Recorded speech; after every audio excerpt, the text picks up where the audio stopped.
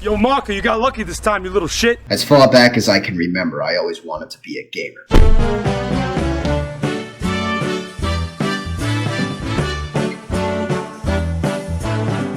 I want to begin by saying, it takes a lot to be an independent filmmaker. A lot of creativity to write, a lot of perseverance to shoot and edit, and a lot of guts to put yourself out there. Nobody knew that better than John Carpenter. His first film was a complete box office failure, and his second movie was a bomb in the United States, only seeing success in Europe a full year later. So in May of 1978, when he began shooting his third film, he couldn't have imagined how successful it would become.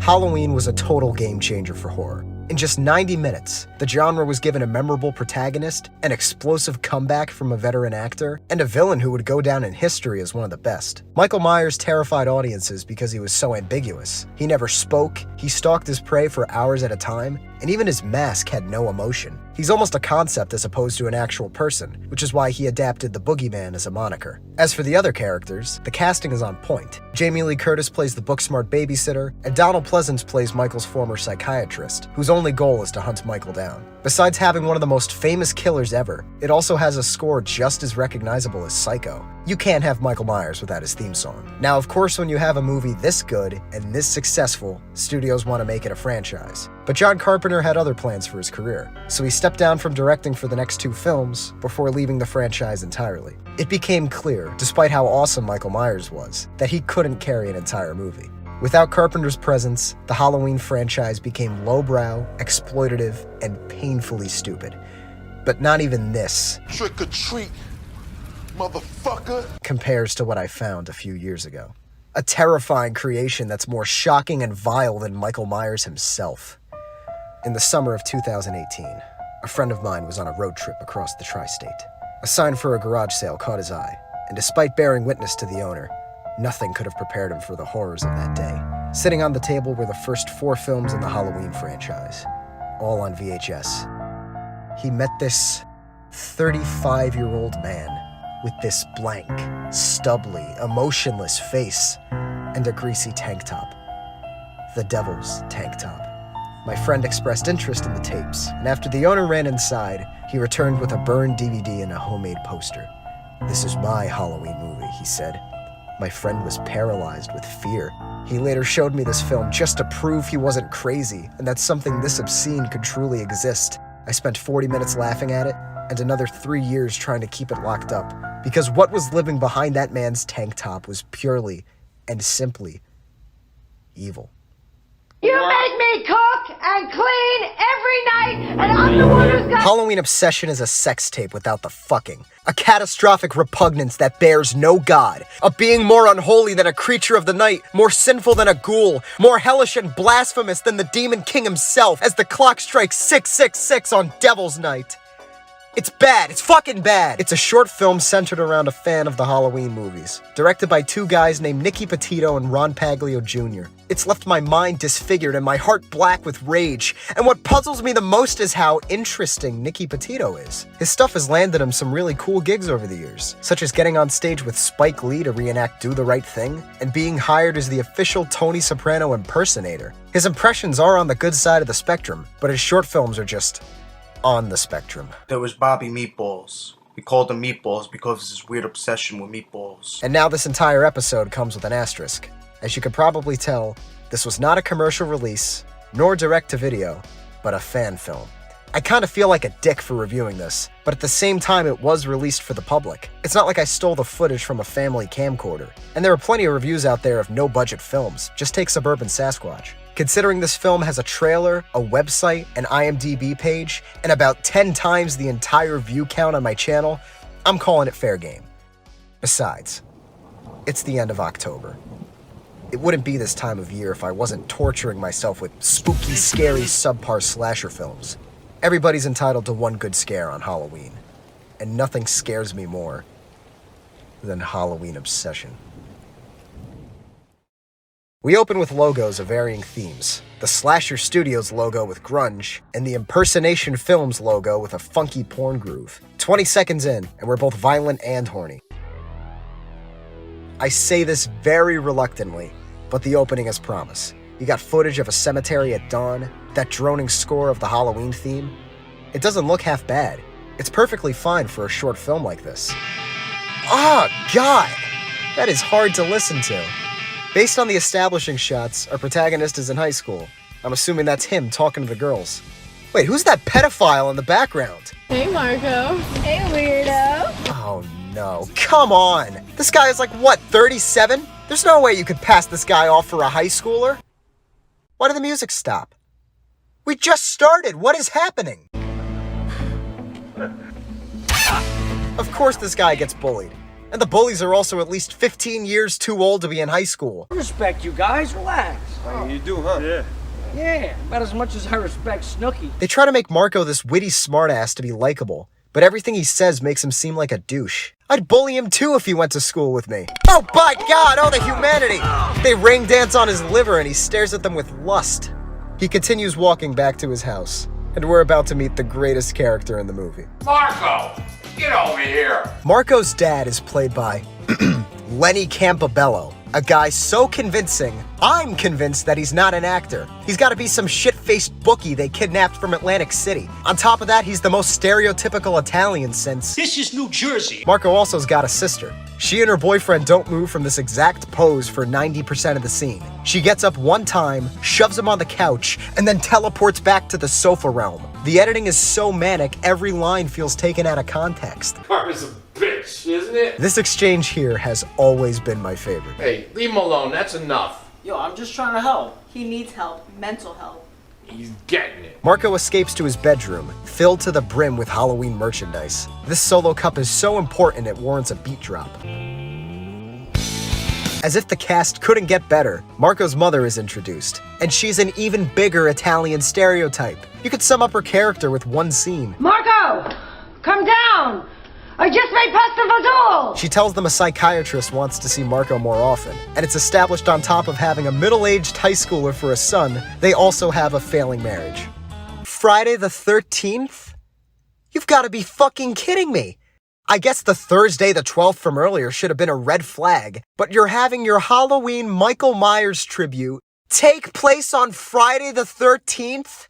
How do you fuck that up? The date is the name of the goddamn franchise. Tell you what I'm gonna do. I'm gonna make a fan film called Leprechaun Hyperfixation, and it's about a 50-year-old Albanian middle schooler who's obsessed with Leprechaun in the Hood, and he gets the fucking shit kicked out of him on the anniversary of the Boston Massacre.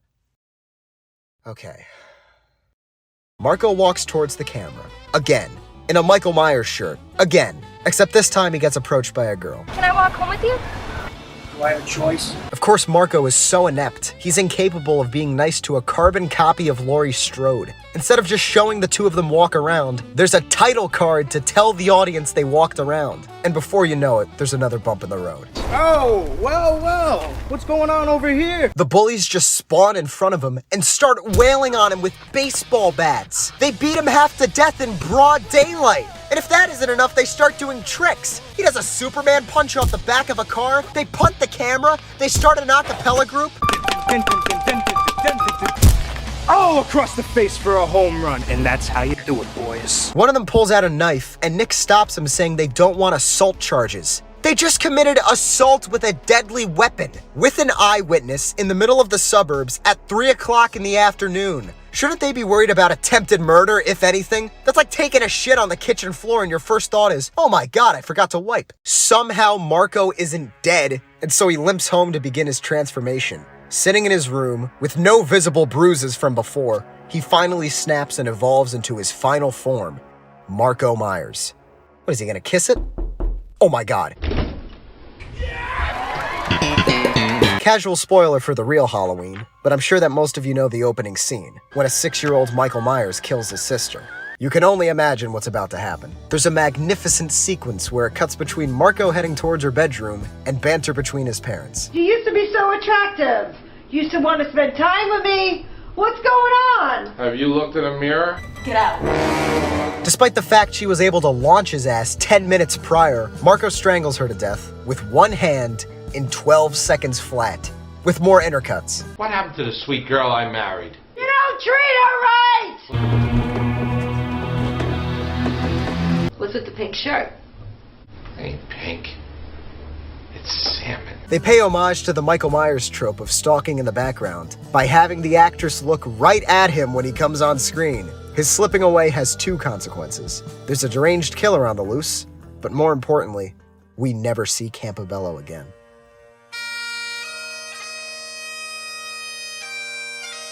The first victim of the group is Vinny. There's a 1-minute exchange between he and his mom, and it shouldn't be possible to fuck up a scene this short. All she had to do was say, "Go to the garage." But what does she say instead? You fix that freaking donkey then. It's a horse. Then Marco hits him so hard he starts lagging. And now Marco's mom can't find him. Out of sheer panic, she displays respect for her father. Jackie! The next victim is seen practicing karate, presumably to try and kill Marco on Saturday the 14th. Then he looks right at me like I caught him masturbating.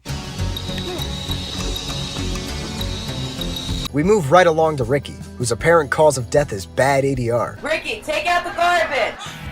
Take it out now! His death has the craziest zoom in by far, but it doesn't even get a crazy sound effect. Just bass-boosted heartbeats. The murder stops so they can cut to his mother, and thank God this is the last new character introduced. I wouldn't call the psychiatrist the best actor in the film. The proper term is probably least insulting. He delivers this monologue like Christopher Walken, that the boy's full of rage and pent-up frustration, before calling out his mom for not being religious.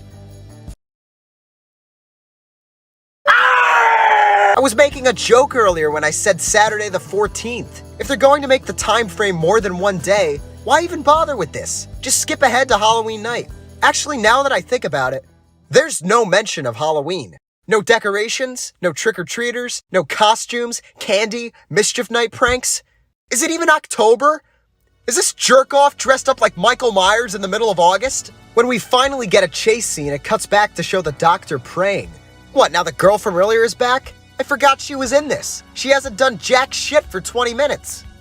Good God. This is a real cemetery. There's no way they had a permit. They just went to a graveyard and started digging. It happens again, too. This shot here has Dunk Petito almost knocking over a tombstone. I can't stomach any more of this. You're a good boy. Thank you? What the fuck? Lucy makes her final plea to Marco. So much better than these guys. Hey! They once again pay homage by ripping off the ending of the original film.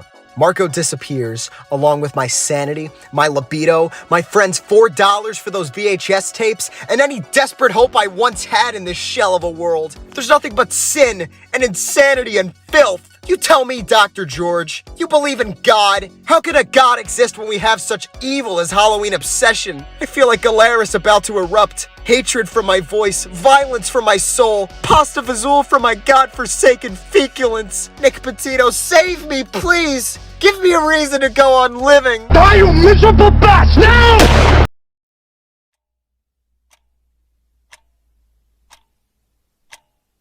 I had these dreams. 2 of them. Both of them had Campobello. It's peculiar. The first one I don't remember too well, but it was about meeting this mobster with the face of a 12-year-old boy. I think I lost it. The second one, I was on horseback going through this pass in the mountains in olden times. And who rode past but Lenny Campobello? He rode past me and kept on going. Never said nothing going by, just rode on past. The thought of that man made me soil my pants and sweat profusely. I greased up my jimmies thinking about that Campobello sack, but he never returned.